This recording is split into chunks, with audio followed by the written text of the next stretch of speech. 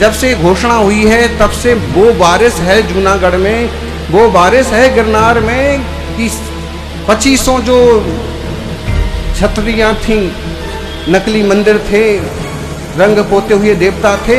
सब पानी में समा गए। जय जैन दोस्तों स्वागत है आपका हमारे इस वीडियो में। तो दोस्तों, आप सभी गिरनार पर्वत के बारे में तो जानते ही होंगे। जी हाँ दोस्तों, वही गिरनार पर्वत जहाँ से भगवान श्री 1008 नेमिनाथ भगवान ने मोक्ष की प्राप्ति की थी। भगवान नेमिनाथ के साथ साथ उस पर्वत से कई सारे जैन मुनि मोक्ष को प्राप्त हुए हैं दोस्तों। ऐसी पावन धरा, ऐसा पावन पर्वत जो कि जैनियों के लिए, जैन धर्म की आस्था का एक अति महत्वपूर्ण केंद्र है, जिसे कुछ बीते वर्षों में अन्य समाज के कुछ पाखंडी लोगों ने एक गहरा षड्यंत्र रच कर अपने राजनीतिक फायदे के लिए उस पर्वत को कब्जाने की कोशिश की। जनता में भ्रम फैलाकर शांति प्रिय समाज, जैन समाज की उदारता का गलत फायदा उठाते हुए उस समाज की पीठ में खंजर घोंपने का काम किया दोस्तों, जिसका परिणाम जैन धर्म के अनुयायियों को इस तरह भुगतना पड़ा कि वे अभी तक अपने पर्वत को वापस लेने के लिए सरकार से लड़ रहे हैं और वहाँ के कुछ पाखंडी लोगों से लोहा ले रहे हैं। दोस्तों, आज का जो मेरा वीडियो है वो गिरनार पर्वत के विषय में नहीं है लेकिन यदि आप कमेंट में मेरे को बताएंगे तो मैं नेक्स्ट वीडियो जरूर गिरनार के ऊपर बनाऊं। आज का विषय है दोस्तों इस वीडियो का, जो कि अति महत्वपूर्ण विषय है और गिरनार पर्वत जैसी षड्यंत्र की बू एक और महान तीर्थराज पर्वताधिराज जैन धर्म के प्रमुख केंद्र पर आ रही है। तो मैं बात कर रहा हूँ शाश्वत सिद्ध क्षेत्र श्री सम्मेश शिखर,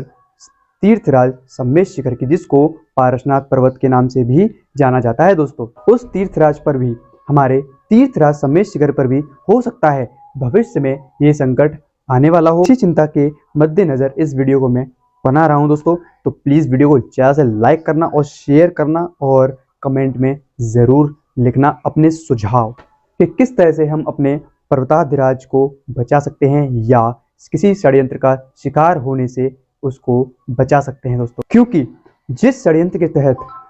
गिरनार पर्वत को कब्जाने की कोशिश की गई थी, सेम षड्यंत्र, बिल्कुल उसी प्रकार का एक गंदा षड्यंत्र की बू सम्मेश शिखर पर भी आ रही है, उसको कब्जाने की कोशिश की जा रही है दोस्तों। ये मुद्दा इतना बड़ा नहीं था दोस्तों। जब से पर्वताधिराज सम्मेश शिखर को पर्यटन स्थल घोषित करने की बात हुई है, ये विवाद हुआ है, तब से सम्मेश शिखर हमारा जैनों का सबसे पावन तीर्थ, सबसे मुख्य केंद्र सम्मेश शिखर काफ़ी चर्चा में रहा है दोस्तों। इसीलिए हो सकता है। तो दोस्तों, जब हमने सम्मेश शिखर की चढ़ाई शुरू की,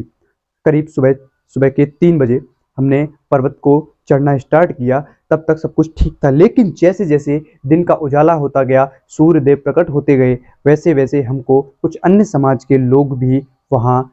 आते जाते दिखे। हमको लगा ये भी हो सकता है अपने धार्मिक कार्य से या भगवान पार्श्वनाथ के दर्शन के लिए आतुर हैं और वहीं जा रहे हैं दोस्तों। तब तक तो सब कुछ ठीक था, लेकिन जैसे जैसे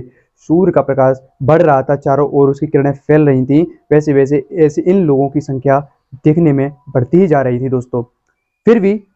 इस बात पर ज़्यादा गौर करने वाली बात नहीं है, क्योंकि हो सकता है विवाद के बाद सम्मेश शिखर काफ़ी चर्चा में है, तो कई सारे लोग भगवान पार्श्वनाथ के दर्शन के लिए यहाँ पर आना पसंद करें, और इससे कोई दिक्कत होनी भी नहीं चाहिए और ना ही किसी को कोई दिक्कत है। लेकिन जब हमने वहाँ पर आते जाते लोग, जो कि हर साल जैनी भाई हमारे हर साल सम्मेश शिखर की यात्रा के लिए जाते हैं, या फिर कुछ लोग सम्मेश शिखर की यात्रा करने के लिए साल में 2 से 3 बार भी जाते हैं, उन लोगों से बातचीत हुई तो उन्होंने बताया कि ये लोगों की संख्या अभी कुछ 1-2 साल से ही बढ़ी है। जब से विवाद हुआ है, उससे पहले ये लोग ज़्यादा नहीं आते थे, क्योंकि ऐसा कुछ विवाद नहीं था, और ज़्यादा हो सकता है प्रचलन के बाद, इतना पॉपुलर होने के बाद लोगों में जागरूकता आई और यहाँ पर आने के लिए लोग आतुर हुए। तब तक कोई दिक्कत नहीं दोस्तों, लेकिन हद तो जब हो गई दोस्तों, षड्यंत्र की बू तो जब आना स्टार्ट हुई, जब हमने वहाँ के लोकल लोगों से पूछा, जो कि पर्वत चढ़ रहे थे, जो कि अन्य समाज के थे और जो वहाँ अपने झोंपड़पट्टी बनाकर भी रहते हैं उस पहाड़ पर लोग, जिनको हम आदिवासी लोग कहते हैं, उनसे हमने बातचीत की तो उन्होंने हमको बताया सबसे पहले तो उन्होंने हमको सारे कुछ भी बताने से मना किया, लेकिन फिर भी हमने एक अपने साथी भाई से पूछा, जो कि हमारे जहाँ हमने थोड़ा सा जलपान के लिए हम रुके थे, वहाँ हमने पूछा कि तो उसने बताया यहाँ पर तो हम ये लोग कई सालों से आ रहे हैं, 1-2 सालों की बात नहीं है, 10 से 20 सालों से यहाँ पर लोगों का आना जाना लगा हुआ है, जो कि सरासर झूठ था, क्योंकि इतना तो हम भी जाते हैं, हम भी देखते हैं, वहाँ ऐसा कुछ नहीं था। लेकिन जब हमने उनसे पूछा तो उसका कहना यही था कि यहाँ पर जो लोग आते हैं, जो कि अन्य समाज से बिलोंग करते हैं, वो यहाँ पर आते जाते हैं। पहले कम आते थे, लेकिन पहले कम आते थे हमको पता है, लेकिन इतनी संख्या में आते हैं, ये उसका कहना था। सालों से इतनी ही, इससे कई ज़्यादा संख्या में भी यहाँ पर लोग आते हैं। तो दोस्तों कोई दिक्कत नहीं है, आते होंगे, लेकिन जब उससे हमने थोड़ी और बातचीत की तो उसका कहना था कि यहाँ पर भी उनका एक मंदिर बनने जा रहा है या बन चुका है, जो कि पहले नीचे हुआ करता था पर्वत के, वो अब पर्वत के ऊपर बनाने जा रहे हैं, जो कि एक षड्यंत्र का पार्ट हो सकता है दोस्तों। क्योंकि स्टार्टिंग में गिरनार पर्वत पर भी सेम यही प्रोसेस अपनाया गया था वहाँ की सरकार और वहाँ के कुछ पाखंडी लोगों के द्वारा, जो कि जनता में भ्रम फैलाकर,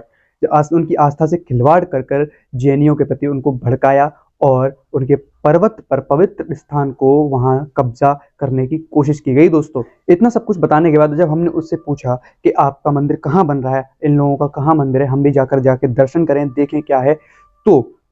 उस शख्स का कहना था कि हमको इस सब से ज़्यादा बताने के लिए मना किया गया है हमारे बड़ों द्वारा। तो दोस्तों अब आप समझ सकते हैं किस गहराई से षड्यंत्र की कोशिश की जा रही है और किस तरह से यहाँ पर षड्यंत्र रचा जा रहा है दोस्तों। हो सकता है षड्यंत्र ना भी हो, लेकिन आशंका पूरी है, क्योंकि दूध का जला छाछ भी फूक फूक पर पीता है। हमारे एक आस्था स्थल के साथ ऐसा हो चुका है और समय शिखर को भी पर्यटन स्थल घोषित करने की वहाँ की सरकार की पूरी मंशा थी, लेकिन जैनों की आस्था इतनी